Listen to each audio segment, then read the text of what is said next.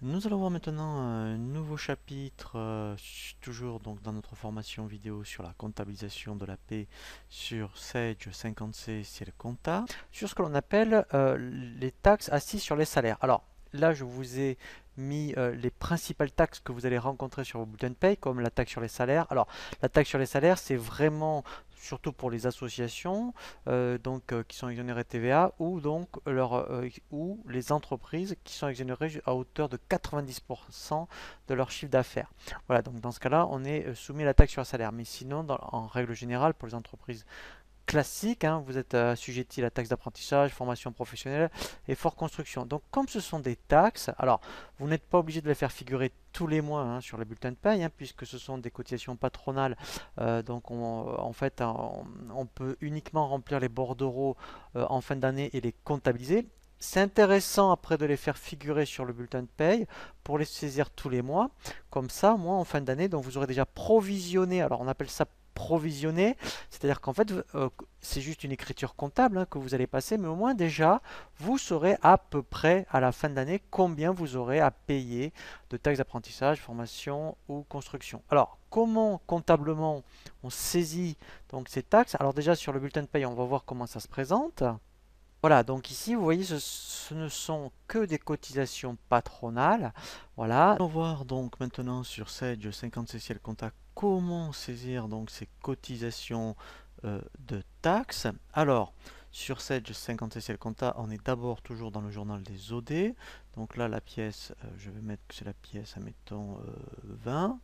Voilà, là je mets écriture paye taxe. Voilà.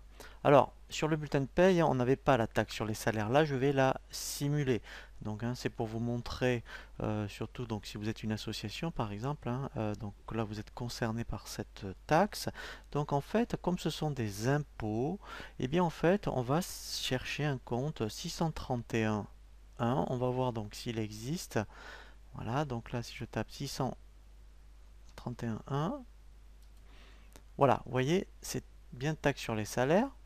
Voilà, donc ici je vais simuler, hein. Je vais considérer que par exemple il y en a pour 150 euros. Voilà. Alors là en fait, ce que je vais faire, je vais vous le montrer, mais on va le saisir à la fin, parce qu'en fait ça dépend des entreprises, hein, et je dirais votre façon de saisir votre comptabilité. Soit vous faites une écriture par type de taxe, et donc dans ce cas-là, ici il faudrait mettre un 447, je vous le montre. Voilà, ici je saisis 447. Voilà, c'est autre impôt et taxes et versements assimilés. Et en fait, hein, vous feriez un compte, vous voyez par exemple comme ceci. Ensuite, après, un impôt, un compte de la classe 4, un impôt. Voilà. Moi, en fait, ce que je vais faire, je vais d'abord saisir, en général, c'est ce qu'on fait. Je vais d'abord saisir ici toutes les taxes qu'on a vues sur le bulletin de paye, c'est-à-dire la taxe d'apprentissage, formation, construction, et je mettrai le 447 à la fin. Donc après sur le bulletin de paye, là par contre ça concerne, je dirais, tout le monde. On va saisir le compte 631. C'était pour tout ce qui était taxe d'apprentissage. Donc là on va voir ce qui existe par rapport au compte 631. Voilà. Voilà, vous voyez c'est le 631.2, vous avez taxe d'apprentissage. Voilà. Donc sur le bulletin de paye, en fait, il y en avait pour 70 euros. Voilà. Ensuite, donc là, on va toujours, vous voyez, rappeler un compte 631 pour la formation. Donc ici, si j'indique tout ce qui concerne, voilà, la formation, et bien en fait, alors là, par exemple, en fait, ici, voilà, c'est le 631.3. Voilà. Donc sur le bulletin de paye, en fait, il y en avait pour 104 euros. Voilà. Et pour terminer, il y a tout ce qui est fort construction. Donc là, normalement, c'est un 633,4. On va vérifier. Voilà. Donc là, 633,4. Voilà. Vous voyez, participation employeur fort construction. Voilà. Et là, pareil, au débit, je vais mettre le montant. C'était 46,89 € qui était sur le bulletin de paye. Voilà. Et effectivement, au crédit, cette fois-ci, je vais rappeler le compte 447. Voilà.